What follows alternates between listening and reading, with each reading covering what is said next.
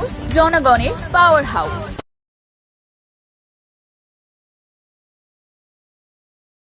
দক্ষিণ কলকাতার ফ্ল্যাট বাড়িতে এক্সকেলেটর লাগানো, কোটি টাকার ঝাড়বাটিতে থাকা, chartered plane, chartered helicopter use করা।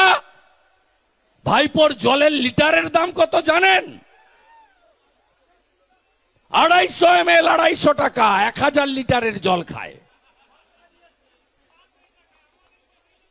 হ্যাঁ, কয়লা, বালি, গরু, পার মদের বোতল, দেশি মদের বোতলে পার বোতলে 2.5 টাকা আছে ভাইপোর, পার বোতলে।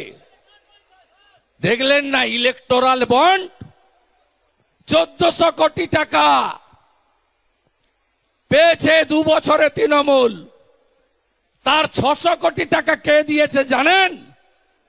Dear lottery. ডিয়ার লটারি মানে ভাইপো লটারি। আমি 1 বছর ধরে বলেছি না, 600 কোটি। তুমি এক কথায় সবার চাকরি খেয়েছো, ছেড়ে দাও তোমায়। আগে দেবাংশুর সাথে লড়ুন, আগে দেবাংশুর সাথে লড়ুন, তারপরে কারোর সাথে লড়বেন। অন্য প্রার্থী এখানে আমরা দিইনি। কেন দিইনি? জেনে শুনেই দিইনি। ছাত্রছাত্রীদের সবচেয়ে বেশি চাকরি খেয়েছেন উনি, মিথ্যে কথা বলে। তোমার যদি বলার থাকতো এটা ভুল হয়েছে, সংশোধন করে নাও, আমার কোনো আপত্তি নেই। তুমি এক কথায় সবার চাকরি খেয়েছো, ছেড়ে দাও তোমায়। দেবাংশুকে আমি বলবো, যাদের চাকরি গেছে সেই পরিবারগুলোকে নিয়ে আসবে এবং তাদের দুঃখের কথা মানুষের কাছে বলবেন। যে শিক্ষাটা ধ্বংস করলে কেন? স্বাস্থ্যটা ধ্বংস করলে কেন? খাদ্যমন্ত্রী জেলে কেন? লক্ষ্মীর ভান্ডারের টাকা কি মমতা ব্যানার্জির আঁচল থেকে আসে না তার ভাইপোর পকেট থেকে আসে? কোথা থেকে আসে? এই প্রশ্নগুলো করবেন। তোমার মুখ্যমন্ত্রী, যাকে আমরা আর মুখ্যমন্ত্রী বলে মানি না, আমি তো মানিই না, কিভাবে বলতে পারেন যে ভারতবর্ষের বিচার ব্যবস্থা নাকি বিজেপির বিচার ব্যবস্থা? কাল তিনি এই কথা বলেছেন, আপনারা নিশ্চয়ই সেই বক্তৃতার ক্লিপিং আপনাদের কাছে এসে পৌঁছেছে। আমি প্রশ্ন তুলেছি যে এখন খোঁজ নেবার সময় এসেছে যে এই মমতা ব্যানার্জি ভারতবর্ষের নাগরিক নাকি তিনি অন্য কোথাও থেকে এসছেন? কোথা থেকে এসেছেন তিনি? তিনি রোহিঙ্গা নন তো? রোহিঙ্গা নন তো? এই প্রশ্ন আজ আমাদের তুলতে হবে। তুমি জেনে রাখো, তোমাকে নাক্ষত দিয়ে এই অভিযোগ ভারতবর্ষের বিচার ব্যবস্থা সম্বন্ধে। আমি গর্বিত যে বিচার ব্যবস্থায় আমাকে ইনক্লুড করা হয়েছিল। ভারত সরকার এবং সুপ্রিম কোর্ট যাকে ইনক্লুড করেছিল, সে এই বিচার ব্যবস্থা সম্বন্ধে অত্যন্ত গর্বিত। ভারতবর্ষের প্রতিটা মানুষ গর্বিত। অনেক ধরনের রায় অনেক সরকারের বিরুদ্ধে, অনেক রাজনৈতিক দলের বিরুদ্ধে যায়। তার জন্য ভারতবর্ষের বিচার ব্যবস্থাকে বলা হয়, কেউ বলেছে কোনোদিন যে এই বিচার ব্যবস্থা হচ্ছে বিজেপির বিচার ব্যবস্থা? যদি বিজেপির বিচার ব্যবস্থাই হবে, তাহলে ইলেকশন বন্ড কিভাবে সুপ্রিম কোর্ট সেটিসাইড করলো? নির্লজ্জ মিথ্যাচারী মুখ্যমন্ত্রী এই মমতা বন্দ্যোপাধ্যায়। তিনি মনে রাখবেন, আর বাংলার মুখ্যমন্ত্রী থাকার যোগ্যতা তার নেই। তাকে আমি ব্যক্তিগতভাবে আর মুখ্যমন্ত্রী বলে সম্বোধন করি না, আমি তাকে মমতা ব্যানার্জি বলি। এবং আমি আপনাদের কাছে আবেদন জানাবো যে এই মমতা ব্যানার্জিকে আর মুখ্যমন্ত্রী হিসেবে সম্বোধন করবেন না, তাকে মমতা ব্যানার্জি বলবেন।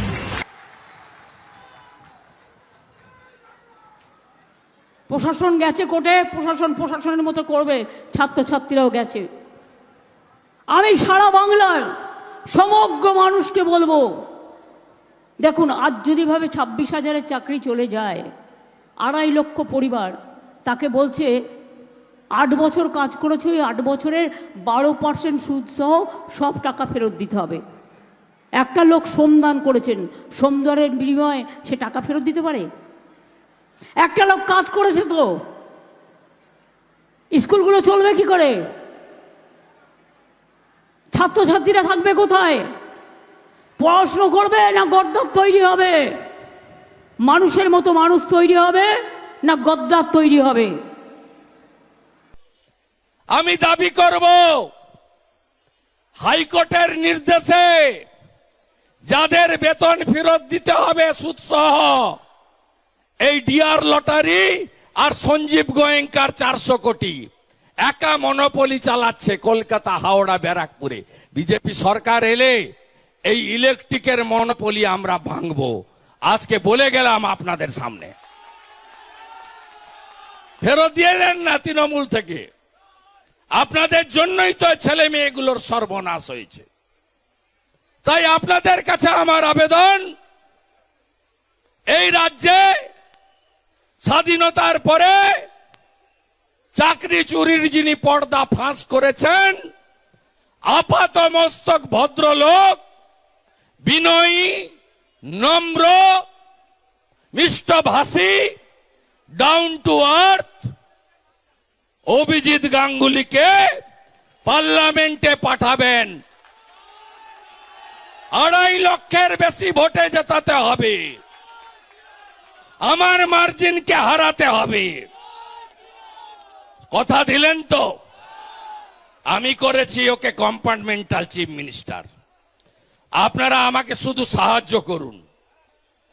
আমি এবং ডক্টর সুকান্ত মজুমদারের জুটি একে প্রাক্তন করে ছাড়বো, প্রাক্তন করে ছাড়বো। এবার আপনাদের বলি, এখানে মহাত্মা গান্ধীজির নামে বিশ্ববিদ্যালয় আমরা করে দিয়েছি, তমলুক মেডিকেল কলেজ করে দিয়েছি, মাতঙ্গিনী হাজরা মহাবিদ্যালয় তৈরি হয়েছে। এরকম অনেকগুলো কাজ আমাদের এখানে করা আছে। দেবাংশুকে জেতাবেন তো? ও হয়তো কোনোদিন ভাবেইনি ও ইলেকশনে লড়বে, যেমন আমি কোনোদিন প্রথমে ভাবিনি যে আমাকে দাঁড় করাবে। ওকে আমি দাঁড় করিয়েছি একটাই কারণে, যে আগামী দিন এই মেদিনীপুর জেলাটাকে সাফ সূত্র করবে এবং এই মেদিনীপুর জেলায় ঘুরে বেড়াবে। তমলুক থেকে কন্টাই, কন্টাই থেকে তমলুক, মহিষাদল, নন্দীগ্রাম, ময়না, সবং থেকে শুরু করে ওদিকটা আছে। কিন্তু আমি বলবো মিদনাপুর পূর্বটা নতুন জেলা, এটাই দেখো ভালো করে। বাদ বাকি কাজ তো আমি আপনাদের সাথে আছি। আমি কথা দিলে কথা রাখি।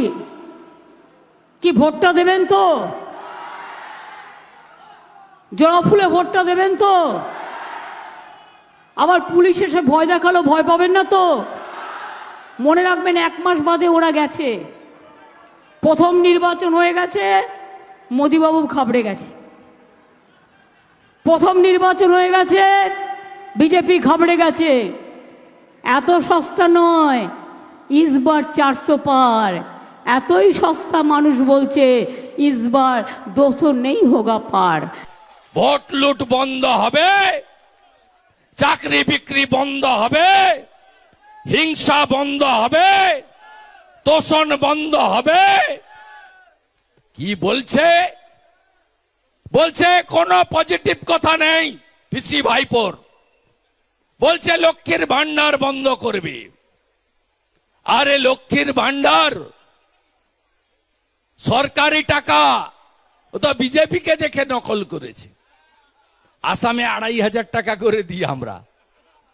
লাডলি বাহিন মধ্যপ্রদেশে শিবরাজ সিং চৌহান 1,500 করে দিতেন, এখন মোহন যাদব 3,000 করে দিয়েছে।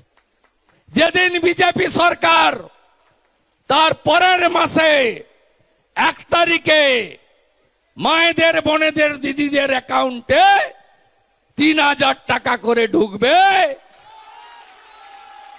প্রোগ্রামের নাম অন্নপূর্ণা ভান্ডার, তার সাথে বার্ধক্য ভাতা, বিধবা ভাতা, দিব্যাঙ্গ ভাতা, লোকপ্রসার শিল্পী ভাতা, তফসিলি ভাতা, আদিবাসী ভাতা 1,000-এর বদলে 3,000 টাকা করে পাবেন।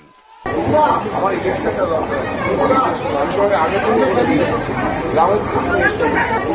আমার ইলেকশনটা দরকার, আগে থেকে গ্রামের দিকে এসো না। গ্রামের দিকে এসো না। খুব ব্যাড দিয়েছে। আমার সঙ্গে যখন প্রচারে বেরিয়েছে গ্রামের মহিলারা কিন্তু খুব ভীষণ রিয়াক্ট করছেন। আমি ওনাকে আগেই বলে দিয়েছিলাম গ্রামে এসো না। আর শুধু আমার সঙ্গে প্রচারের সময় কেন থাকছে? একটা এমএলএ তো অন্য দিনগুলো তো প্রচার করবে, সে তো কিছু করছে না। আমাকে নির্বাচন করতে হচ্ছে, মানুষের মন যা আছে আমাকে তো বুঝতে হবে। আমি তো কোনো ব্যক্তি বিশেষের জন্য নই, আমি সমষ্টিগত মানুষের জন্য। আমি কোনো সমষ্টিগত মানুষকে কষ্ট দিতে পারবো না। তিনি ওই আসনে, যে আসনে বিধান রায়, প্রফুল্ল সেন ইত্যাদিরা বসেছিলেন, অজয় মুখার্জির মতো মানুষ বসেছিলেন।